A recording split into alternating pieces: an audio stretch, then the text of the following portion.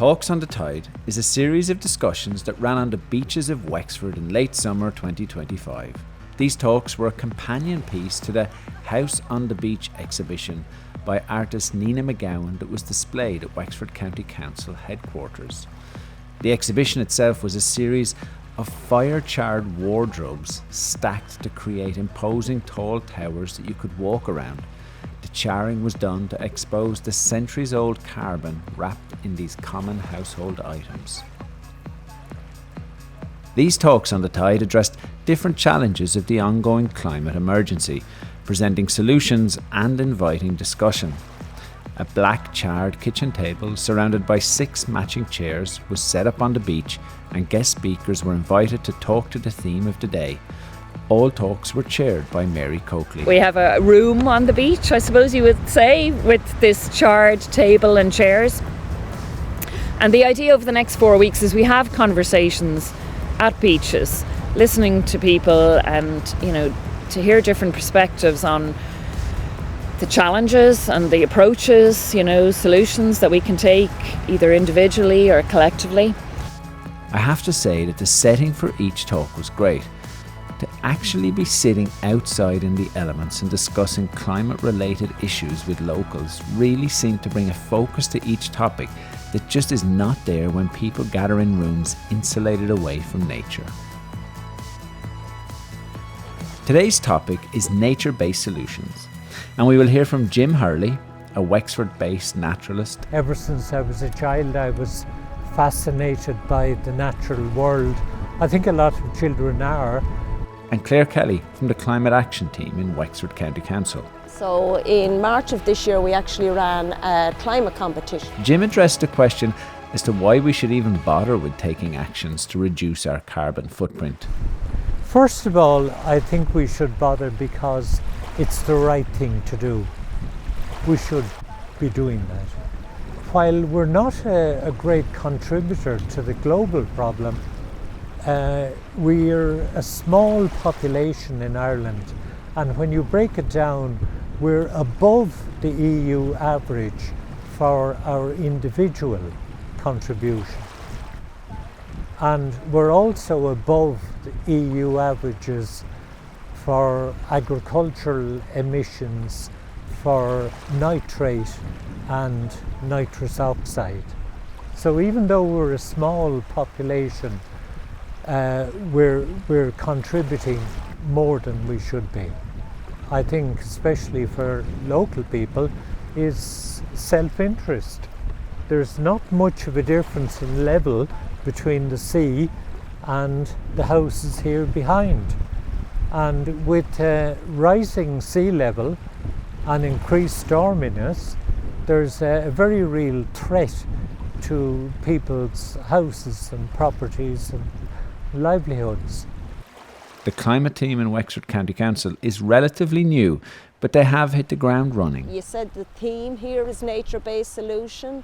Some of the things we've been done, we're very early on in the journey on that in Wexford. We do need to get more nature-based initiatives on board, but some of the stuff we have done, we've dune restoration would have been one of the things in Colclough. So what we did there is the dunes are so good for protecting us against coastal erosion as a natural protection. And there what we would have done is we'd have fenced off an area over 400 metres in fencing to try and stop people trampling across the dunes. So instead of when you come down in Whitegap, which is Colclough Beach, and people going out to the side like that, we guided them down and brought them further down. So we fenced off that area, and there would have been marram grass planting.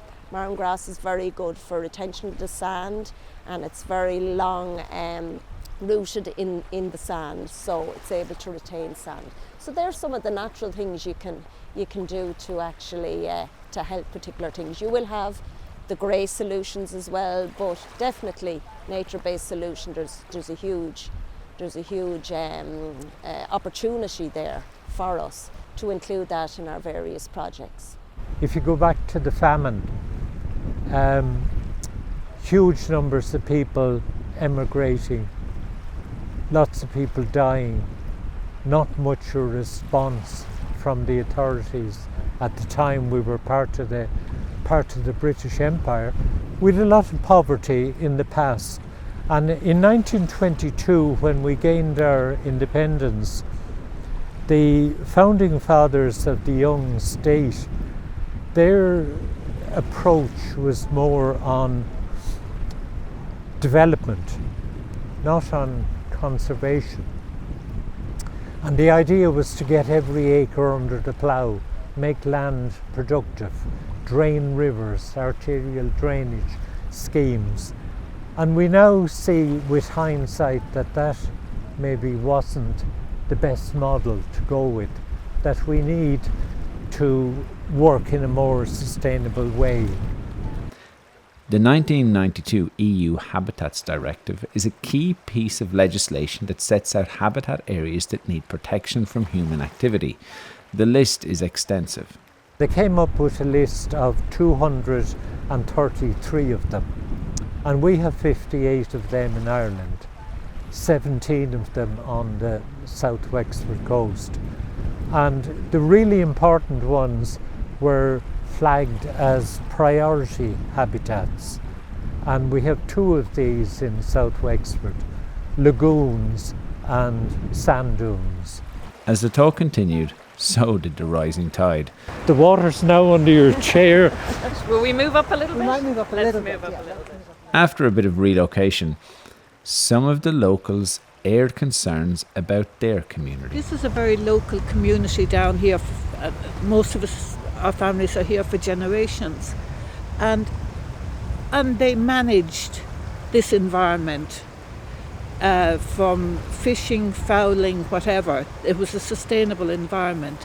Now I think it's now a victim of a policy of developing a tourism industry in the locality. From the last census, the population of Rosslare village went from around 12,000 to up around 1,200 up to around 1,800. But there are over 5,000 homes here. So there's about more than 3,000 holiday homes here. Remember, sustainability, we've been told at various times, has to be economically, socially and environmentally sound. And I suppose those are 3 touchstones that we always need to keep in front of us. Clare pointed to positive engagement from the council with local people. So I suppose one of the big things in the last year is the Community Climate Action Plan. So that was 100% funding for voluntary groups. So they were able to apply for that funding under the plan. And Wexford, as their own local authority, would have had 669,000 in funding allocated for that. So there were 16 successful projects in that, and most of them are fairly much underway to completion. 4 of them are fully completed. And we can see that programme is going to be run out again coming up, the second tranche of that. So that's a really positive thing for communities, voluntary organisations. As the tide rolled on, the talk continued, and Mary prompted Jim to consider how we can reclaim some sense of meaning and purpose in our efforts to have a positive effect on our local outdoor spaces. A lot of people feel powerless, and I was rinsing out a milk carton there a few days ago, and the radio was on, and the news item was about the Chinese were planning to build 30 coal-fired power stations. And I was thinking of the Chinese building 30 coal-powered power stations. I was thinking of the cost to Wexford County Council of treating the water, and I running the water to rinse a milk carton to recycle it. And in the great scheme of things, whether the whole thing was pointless. And one way out maybe would be to join the conservation organisations. In Britain, there's a figure of about 1 in 100 people are members of a conservation organisation. In Ireland the figure's about 1 in 1,000. So maybe we should all be joining groups that are attempting to do something about it. In all, there are 4 talks in this series that took place on the beaches of Wexford. You will find links to all the talks in the description. The House on the Beach project was a recipient of the Creative Climate Action Fund, an initiative from the Creative Ireland programme.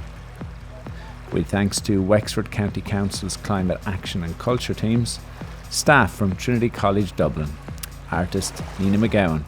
Check out her work at ninamcgowan.com.